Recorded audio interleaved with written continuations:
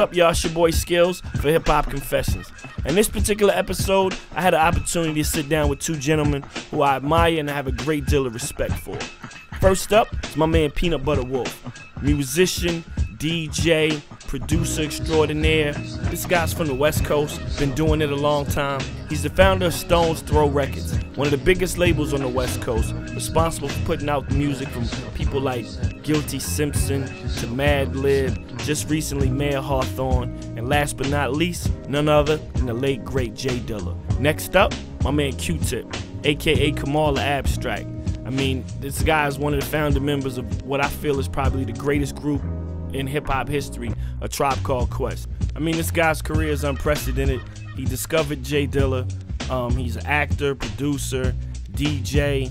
I mean, he's done it all. Like, I can't even imagine what hip-hop music would be like without A Tribe Called Quest. So I sat down with him and we chopped it up.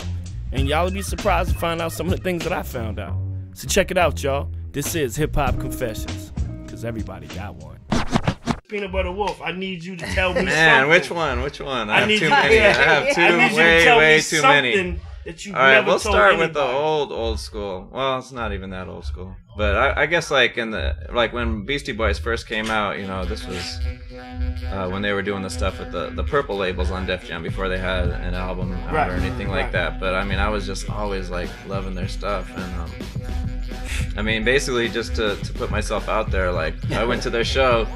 And I had it all planned out. I had my little demo tape. I had a letter that I hand wrote, you know.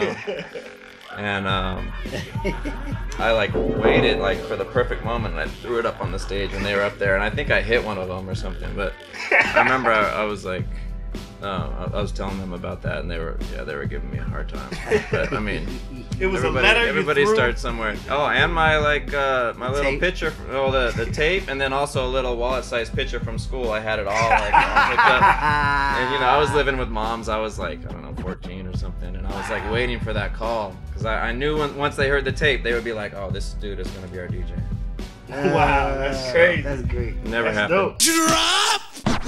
All right, well, I was the studio that we was working out of on the first album that De La did 3 Feet High and Rising, and we did Peoples, and it was called Collide. A bunch of people would be recording in there, and Biz was in there.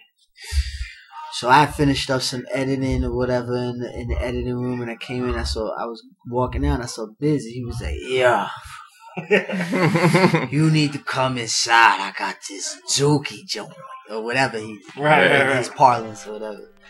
He was in there. He had the beat, and it was the Get Out My Life Woman beat. I forget which version of it. It was the drums to basically Just a Friend. Wow. So he was like, "Yo, check this out," and he plays the joint, and they go, and the dude Shane Farber, who was the engineer for a lot of the cast back then, he was playing the piano over right there, and he had the vocal up.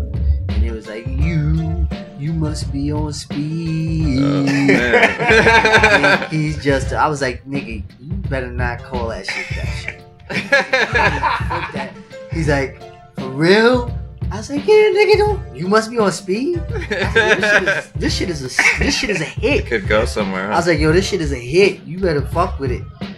So he sat around and he fucked around and he was like, you got what I need. I was like, yeah. He was like, well, that's the original. Right. I was like, yeah, so do that. Right. Oh, baby, you got what I need.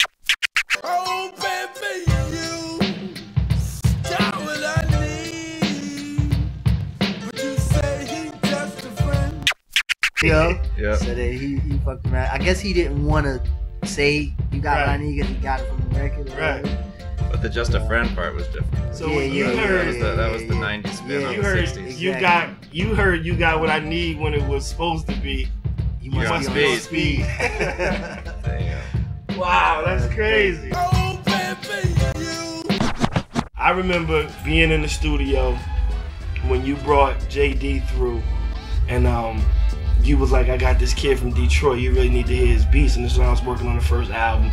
And my main thing on the first album was me and Reef, we was trying to have stellar production. Like we had Large Professor, Clark Kent, like, you know what I mean, Beat Nuts. and you brought him in, and I remember he gave me a tape, and I passed on Running. The same beat tape had Running on it. Wow. Yeah. Drop and gotta say something to mean something.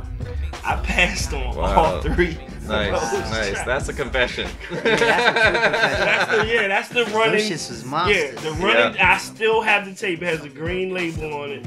I passed up on Running by the Far Side, Drop by the Far Side. Yeah. Gotta kick something to me. And I'm still. Well, I mean, House Shoes, even the early days, like House Shoes, he was giving me stuff like in 94, 95, you know, and I wasn't, I mean, he was so hype on Dilla, and I liked it, but I liked when I heard the Slum Village stuff, that's what I liked the best. Like, the stuff he did with Tribe I liked, but I liked Tribe's early stuff so much that it was hard for me to like feel like it compared to it and stuff, and he like really came into his own later, like in my opinion and stuff, so.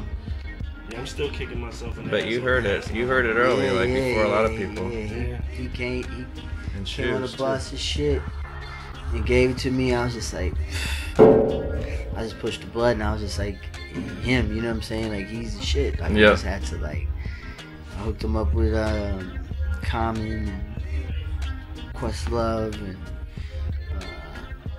Butta. I remember when we mastered. I remember when we mastered, and he actually got the checks, and he told me, he was like, "Yo, man," he's like, "I appreciate this so much." He's like, I don't care if I get big as like Dr. Dre, like you will always be able to get me for the price that you paid me for these tracks. And I was like, wow, you know what I mean? Like, and I just watched him grow into, you know what I mean, an immaculate producer, man. He touched so many different lives.